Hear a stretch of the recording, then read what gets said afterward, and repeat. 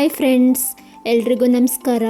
Welcome back to my YouTube channel. ಎಲ್ಲರೂ ಹೇಗಿದ್ದೀರಾ? I hope ಎಲ್ಲರೂ ಚೆನ್ನಾಗಿದ್ದೀರಾ ಅಂತ ತಿಳ್ಕೊಳ್ತೀನಿ. ನಾನು ಕೂಡ ತುಂಬ ಚೆನ್ನಾಗಿದ್ದೀನಿ.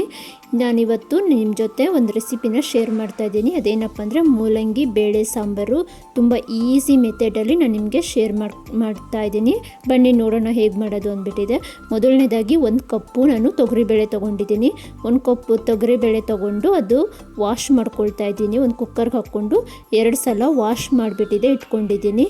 ಇವಾಗ ಇದಕ್ಕೆ ಕುಕ್ಕರ್ಗೆ ಹಾಕೋದಕ್ಕೆ ಸಾಂಬಾರಿಗೆ ಟೊಮೊಟೊ ತೊಗೊಳ್ತಾ ಇದ್ದೀನಿ. ನಾನು ಇಲ್ಲಿ ಚಿಕ್ಕದಾಗಿರೋ 3 ಟೊಮೊಟೊನ ತೊಗೊಂಡು ಕಟ್ ಮಾಡ್ಕೊಳ್ತಾ ಇದ್ದೀನಿ. ಸಾಕು, 3 ಟೊಮೊಟೊ ನನಗೆ ಸಾಕು. ಇದು ಹುಳಿ ಟೊಮೊಟೊ, ಸೊ ಅದಕ್ಕೋಸ್ಕರ ನಾನಿಲ್ಲಿ 3 ಟೊಮೊಟೊ ತೊಗೊಂಡು ಚಿಕ್ಕದಾಗಿ ಕಟ್ ಮಾಡಿಬಿಟ್ಟಿದೆ. ಇದು ಕೂಡ ನಾನು ಕುಕ್ಕರ್ಗೆ ಹಾಕ್ಕೊಳ್ತಾ ಇದ್ದೀನಿ. ಸೊ ಇವಾಗ ಹಾಕ್ಕೊಂಡು 1.5 ಕಪ್ಪು ನಾನು ನೀರು ತೊಗೊತಾ ಇದ್ದೀನಿ. 1.5 ಗ್ಲಾಸು ನೀರು ಹಾಕ್ಕೊಳ್ತಾ ಇದ್ದೀನಿ. 1 ಕಪ್ಪು ತೊಗರಿಬೇಳೆಗೆ 1.5 ಗ್ಲಾಸು ನೀರು ಸಾಕು. ನೀರು ಹಾಕ್ಕೊಂಡು ಇವಾಗ ನಾನು ಇದು ವಿಶಾಲ್ ಕೂಗಿಸ್ಕೊಳ್ಳೋಕ್ಕೆ ಇಟ್ಕೊಳ್ತಾ ಇದ್ದೀನಿ. ಸೊ 2ರಿಂದ 3 ವಿಶಾಲ್ ಆದರೆ ಸಾಕು, ಬೇಳೆ ಚೆನ್ನಾಗೇ ಬೆಂದಿರುತ್ತೆ.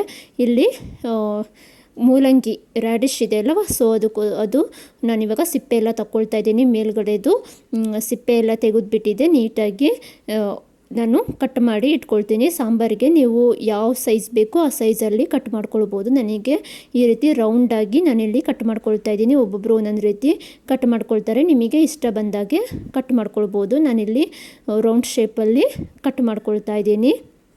ಇವಾಗ ಈಗ ಸಾಂಬಾರಿಗೆ ಬೇಕಾಗಿರೋದು ಹುಣಸೆಹಣ್ಣು, ಸ್ವಲ್ಪ ಹುಣಸೆಹಣ್ಣು ಕೂಡ ನೆನೆ ಹಾಕಿ ಇಟ್ಕೊಳ್ತಾ ಇದ್ದೀನಿ. ಇದು ನೆನೆಬೇಕಲ್ವ, ಸೊ ಅದಕ್ಕೋಸ್ಕರ ಹುಣಸೆಹಣ್ಣು ಸ್ವಲ್ಪ ನೆನೆ ಹಾಕಿಬಿಟ್ಟಿದೆ ಇಟ್ಕೊಂಡು. ಇವಾಗ ರ್ಯಾಡಿಶ್ ಕಟ್ ಮಾಡಿ ಇಟ್ಕೊಂಡಿರೋಂತಹ ರ್ಯಾಡಿಶ್ ಕೂಡ ನಾನು ಇಲ್ಲಿ ವಾಶ್ ಮಾಡೋಕ್ಕೆ ಹಾಕ್ಕೊಳ್ತಾ ಇದ್ದೀನಿ. ಇಲ್ಲಿ ವಾಶ್ ಮಾಡಿ ಇಟ್ಕೊಂಡಿದ್ದಾಯಿತು ಮೂಲಂಗಿ. ಇಲ್ಲಿ ಕುಕ್ಕರ್ ಕೂಡ 2ರಿಂದ 3 ವಿಶಾಲು ಕೂಗಿದ್ದಾಯಿತು. ಸೊ ಅದು ಇವಾಗ ಕುಕ್ಕರು ತಣ್ಣಗಾಗಬೇಕು. ಸ್ಟವ್ ಆಫ್ ಮಾಡಿಬಿಟ್ಟಿದೆ. ಇವಾಗ ಮೂಲಂಗಿನ ಫ್ರೈ ಮಾಡ್ಕೊಳ್ಬೇಕಾಗುತ್ತೆ. ಸ್ವಲ್ಪ ನೀವು ಎಣ್ಣೆಯಲ್ಲಿ ಫ್ರೈ ಮಾಡಿ ಸಾಂಬಾರ್ಗೆ ಹಾಕಿದ್ರೆ ತುಂಬ ಚೆನ್ನಾಗಿರುತ್ತೆ ತಿನ್ನೋದಕ್ಕೆ. ಇಲ್ಲ ಅಂದರೆ ಹಾಗೆ ಹಾಕಿದ್ರೆ ಹಸಿ ಹಸಿದು ತಿನ್ನೋದಕ್ಕೇನೋ ಒಂಥರ ಚೆನ್ನಾಗಿರೋದಿಲ್ಲ, ಮಕ್ಕಳೆಲ್ಲ ಇಷ್ಟಪಟ್ಟು ತಿನ್ನೋದಿಲ್ಲ. ಸೊ ಅದಕ್ಕೋಸ್ಕರ ಸ್ವಲ್ಪ ಇದು ಎಣ್ಣೆಯಲ್ಲಿ ಫ್ರೈ ಮಾಡಿ ಹಾಕ್ಕೊಳ್ಬೇಕು. ಸ್ವಲ್ಪ ಕಲರ್ ಚೇಂಜ್ ಆದರೆ ಸಾಕು. ಈ ರೀತಿ ನಿಮಗೆ ತೋರಿಸ್ತಾ ಇದ್ದೀನಿ ನೋಡಿ, ಈ ರೀತಿ ಸ್ವಲ್ಪ ಎಣ್ಣೆ ಹಾಕ್ಕೊಂಡು ಸ್ವಲ್ಪ ಕಲರ್ ಚೇಂಜ್ ಆಗೋವರೆಗೂ ಫ್ರೈ ಮಾಡಿಕೊಂಡ್ರೆ ಸಾಕು. ಇವಾಗ ಕುಕ್ಕರು ತಣ್ಣಗಾಗಿದೆ, ನಾನಿಲ್ಲಿ ಓಪನ್ ಮಾಡಿದ್ದೀನಿ. ಇವಾಗ ನೋಡ್ಬೋದು ನೀವಿಲ್ಲಿ ಎಷ್ಟು ಚೆನ್ನಾಗಿ ಬೇಳೆ ಬೆಂದಿದೆ ಅಂತ ತೋರಿಸ್ತಾ ಇದ್ದೀನಿ ನೋಡಿ. ಸುಮ್ಮನೆ ಸೌಟಲ್ಲಿ ಸ್ಮ್ಯಾಶ್ ಮಾಡಿಕೊಂಡ್ರೆ ಸಾಕು, ತುಂಬ ಚೆನ್ನಾಗಿ ಹಾಗೆ ಸ್ಮ್ಯಾಶ್ ಆಗುತ್ತೆ. ತುಂಬ ಚೆನ್ನಾಗಿ ಬೇಳೆ ಕೂಡ ಬೆಂದಿದೆ. ಇವಾಗ ನಾನಿಲ್ಲಿ ಫ್ರೈ ಮಾಡಿಟ್ಕೊಂಡಿರೋ ಮೂಲಂಗಿ ಕೂಡ ಹಾಕ್ಕೊಳ್ತಾ ಇದ್ದೀನಿ. ಇದೇ ಕುಕ್ಕರ್ಗೆ ನಾನು ಹಾಕ್ಕೊಳ್ತಾ ಇದ್ದೀನಿ. ಬೇಳೆ ಜೊತೆ ಫ್ರೈ ಮಾಡಿಟ್ಕೊಂಡಿರೋ ಅಂತಹ ಮೂಲಂಗಿ ಕೂಡ ಹಾಕ್ಕೊಂಡು ಒಂದು ಸಲ ಮಿಕ್ಸ್ ಮಾಡ್ಕೊಬಿಡ್ತೀನಿ. ಮಿಕ್ಸ್ ಮಾಡಿಕೊಂಡು ನಾನೀಗ ಹುಣಸೆಹಣ್ಣು ನೆನೆಸಿಟ್ಕೊಂಡಿದ್ನಲ್ವ, ನಿಮಗೆ ಹುಳಿ ಎಷ್ಟು ಬೇಕು ನೋಡಿಬಿಟ್ಟಿದೆ ಹಾಕ್ಕೊಳ್ಳಿ. ಟೊಮೊಟೊ ಕೂಡ ಆ್ಯಡ್ ಮಾಡಿದ್ದೀನಿ. ನಿಮಗೆ ಹುಳಿ ಜಾಸ್ತಿ ತಿನ್ನೋದು ಇರ್ತಾರೆ, ಕಡಿಮೆ ತಿನ್ನೋರು ಇರ್ತಾರೆ, ನೋಡಿಬಿಟ್ಟಿದೆ ಹಾಕ್ಕೊಳ್ಳಿ. ಉಪ್ಪು ನಿಮಗೆ ಎಷ್ಟು ಉಪ್ಪು ತಿಂತೀರೋ ಅಷ್ಟು ಉಪ್ಪು, ಮತ್ತು ಸಾಂಬಾರು ಪೌಡರು ಇಲ್ಲಿ ನಾನು 2 ಸ್ಪೂನು ಸಾಂಬಾರು ಪೌಡರು ಹಾಕ್ಕೊಳ್ತಾ ಇದ್ದೀನಿ. ನನಗಿಲ್ಲಿ 2 ಸ್ಪೂನು ಸಾಕು ಸಾಂಬಾರು ಪೌಡರು. ಸ್ವಲ್ಪ ಸಪ್ಪೆ ತಿಂತಾರೆ, ಸೊ ಅದಕ್ಕೋಸ್ಕರ 2 ಸ್ಪೂನು ಸಾಂಬಾರು ಪೌಡರ್ ಹಾಕ್ಕೊಂಡು ನೀರು ಆ್ಯಡ್ ಮಾಡ್ಕೊಳ್ತಾ ಇದ್ದೀನಿ. ನಿಮಗೆ ಎಷ್ಟು ಸಾಂಬಾರು ಬೇಕು, ಎಷ್ಟು ತಿಕ್ನೆಸ್ ಬೇಕು ನೋಡಿಬಿಟ್ಟಿದೆ ನೀರು ಆ್ಯಡ್ ಮಾಡಿದರೆ ಸೊ ರೆಡಿ ಆಯಿತು ಸಾಂಬಾರು. ನೋಡ್ಬೋದು ನೀವಿಲ್ಲಿ ತುಂಬ ಚೆನ್ನಾಗಿ ಸ್ವಲ್ಪ ಬೆಲ್ಲ ಹಾಕ್ಕೊಳ್ಬೇಕಾಗುತ್ತೆ. ಇದು ಬೆಲ್ಲ ಉಪ್ಪು ಹುಳಿ ಖಾರ ಎಲ್ಲ ಲೆವೆಲ್ ಮಾಡುತ್ತೆ ಅಂದ್ಬಿಟ್ಟಿದೆ. ಸ್ವಲ್ಪ ಬೆಲ್ಲ ಹಾಕ್ಕೊಂಡು ಇದು ಚೆನ್ನಾಗಿ ಕುದಿಸ್ಕೊಳ್ಬೇಕು. ಇದು ರ್ಯಾಡಿಶು ಚೆನ್ನಾಗಿ ಮೂಲಂಗಿ ಚೆನ್ನಾಗಿ ಬೇಯಬೇಕು, ಅಲ್ಲಿವರೆಗೂ ನಾವು ಸಾಂಬಾರನ್ನು ಕುದಿಸ್ಕೊಳ್ಬೇಕಾಗುತ್ತೆ. ಒಂದು 3ರಿಂದ 4 ನಿಮಿಷ ಚೆನ್ನಾಗಿ ಸಾಂಬಾರು ಕುದಿಸ್ಕೊಂಡ್ರೆ ಸೊ ಸಾಂಬಾರು ರೆಡಿ ಆಗುತ್ತೆ. ನೋಡ್ಬೋದು ಸಾಂಬಾರು ರೆಡಿ ಆಯಿತು. ಸ್ವಲ್ಪ ಕೊತ್ತಂಬರಿ ಸೊಪ್ಪು ಹಾಕ್ಕೊಂಡ್ರೆ ಸೊ ಸಾಂಬಾರು ರೆಡಿಯಾಗಿದೆ. ಇವಾಗ ಒಗ್ಗರಣೆ ಹಾಕ್ಕೊಂಡ್ಬಿಡೋಣ. ಒಂದು ಪಾತ್ರೆ ಇಟ್ಕೊಂಡು ಅದಕ್ಕೆ ಎಣ್ಣೆ ಹಾಕ್ಕೊಂಡು ಸಾಸಿವೆ ಹಾಕ್ಕೊಳ್ಬೇಕಾಗುತ್ತೆ. ಆಮೇಲೆ ಬೆಳ್ಳುಳ್ಳಿ ಸ್ವಲ್ಪ ಬ್ರೌನ್ ಕಲರ್ ಬರೋವರೆಗೂ ಫ್ರೈ ಮಾಡಿಕೊಂಡು ಕರ್ಬೇವಿನ ಸೊಪ್ಪು ಹಾಕ್ಕೊಂಡು, ಈ ಕರ್ಬೇವಿನ ಸೊಪ್ಪು ಚೆನ್ನಾಗಿ ಫ್ರೈ ಆದ ನಂತರ ಸಾಂಬಾರು ಹಾಕ್ಕೊಳ್ಬೇಕು. ಸಾಂಬಾರು ನಾವು ರೆಡಿಯಾಗಿದೆ ಅಲ್ವಾ, ಸಾಂಬಾರು ಹಾಕ್ಕೊಂಡ್ರೆ ಒಗ್ಗರಣೆಗೆ ಸೊ ಸಾಂಬಾರು ರೆಡಿ ಆಯಿತು. ನೋಡ್ಬೋದು ನೀವಿಲ್ಲಿ ಸಾಂಬಾರು ಒಗ್ಗರಣೆ ಹಾಕಿದ್ರೇ ಘಮ ಘಮ ಅಂತ ಸ್ಮೆಲ್ ತುಂಬ ಚೆನ್ನಾಗಿ ಬರ್ತಾ ಇದೆ.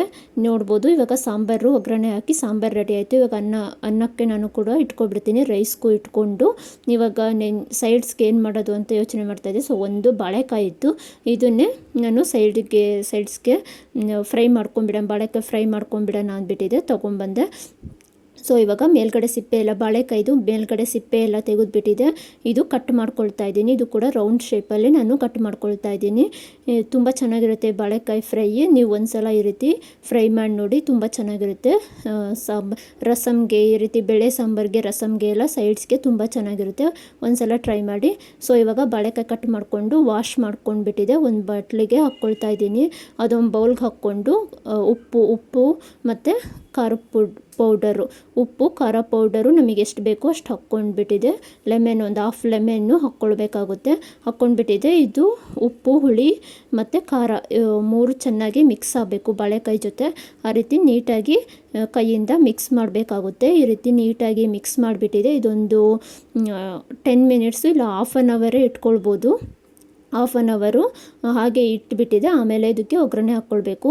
ನಾನಿವಾಗ ಹಾಫ್ ಆನ್ ಅವರು ಅದು ಕ್ಲೋಸ್ ಮಾಡಿಬಿಟ್ಟಿದೆ, ಇಟ್ಟಿದ್ದೀನಿ. ಬಾಳೆಕಾಯಿ ಉಪ್ಪು ಖಾರ ಹಚ್ಚಿದ್ದು ಕ್ಲೋಸ್ ಮಾಡಿಬಿಟ್ಟಿದೆ, ಇಟ್ಟಿದ್ದೀನಿ. ಇಲ್ಲಿ 2 ಆನಿಯನ್ ತೊಗೊಂಡು, ಚಿಕ್ಕದಾಗಿರೋ 2 ಆನಿಯನ್ ತೊಗೊಂಡು ಕಟ್ ಮಾಡ್ಕೊಳ್ತಾ ಇದ್ದೀನಿ. ಸಿಪ್ಪೆ ಎಲ್ಲ ತೆಗೆದುಬಿಟ್ಟಿದೆ.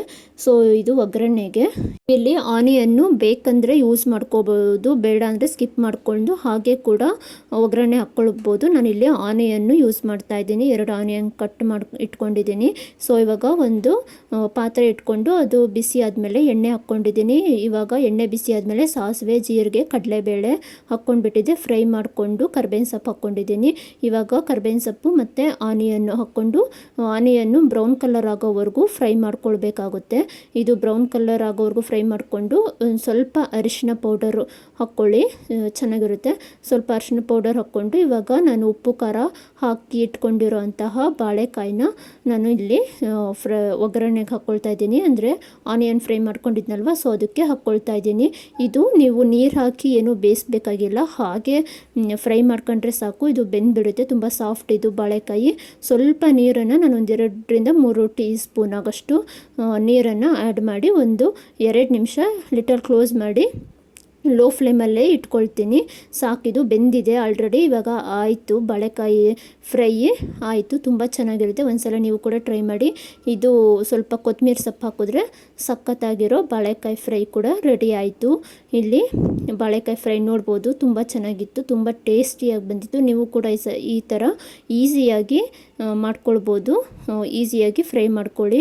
ಸೈಡ್ಸ್ಗೆಲ್ಲ ತುಂಬ ಚೆನ್ನಾಗಿರುತ್ತೆ. ಮತ್ತು ಚಪಾತಿಗೂ ಕೂಡ ಇದು ಚೆನ್ನಾಗಿರುತ್ತೆ. ಕೂಡ ಒಂದ್ಸಲ ಈ ರೀತಿ ಟ್ರೈ ಮಾಡಿ. ಸೂಪರಾಗಿ ಬಂದಿತ್ತು.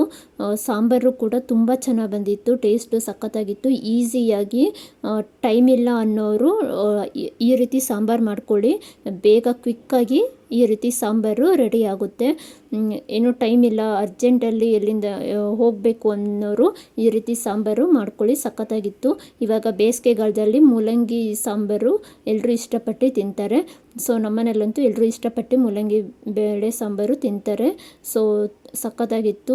ಬಾಳೆಕಾಯಿ ಪಲ್ಯ ಮತ್ತು ಮೂಲಂಗಿ ಬೇಳೆ ಸಾಂಬಾರು ಎರಡು ಸಖತ್ತಾಗಿತ್ತು. ಅದ್ರ ಜೊತೆ ಒಂದು ಉಪ್ಪಿನಕಾಯಿ. ಸೊ ನೋಡ್ಬೋದು ನೀವಿಲ್ಲಿ. ಯಾರೆಲ್ಲ ನೀವು ವಿಡಿಯೋ ನೋಡ್ತಾ ಇದ್ದೀರಾ ಪ್ಲೀಸ್ ಸಬ್ಸ್ಕ್ರೈಬ್ ಮಾಡ್ಕೊಂಡು ನೋಡಿ. ಯಾರಿಗೆಲ್ಲ ವಿಡಿಯೋ ಇಷ್ಟ ಆಯಿತು ಅಂದ್ಬಿಟ್ಟಿದೆ ಕಮೆಂಟಲ್ಲಿ ತಿಳಿಸಿ. ನೀವು ಕೂಡ ಈ ರೆಸಿಪಿನ ಟ್ರೈ ಮಾಡಿದ್ರೆ ಹೇಗೆ ಬಂದಿತ್ತು ಅಂದ್ಬಿಟ್ಟಿದೆ ಕಮೆಂಟಲ್ಲಿ ತಿಳಿಸಿ. ಇಷ್ಟ ಆಗಿದ್ದರೆ ಒಂದು ಲೈಕ್ ಕೊಡಿ, ಸಬ್ಸ್ಕ್ರೈಬ್ ಮಾಡಿಕೊಂಡು ವಿಡಿಯೋನ ನೋಡಿ ಪ್ಲೀಸ್. ಓಕೆ, ಇಷ್ಟ ಆಗಿತ್ತು ಇವತ್ತಿನ ಲಾಗು. ನೋಡ್ಬೋದು ನೀವಿಲ್ಲಿ. ಸಿಗ್ತೀನಿ ನೆಕ್ಸ್ಟ್ ಲಾಗಲ್ಲಿ. ಅಲ್ಲಿವರೆಗೂ ಟೇಕ್ ಕೇರ್, ಬಾಯ್ ಬಾಯ್.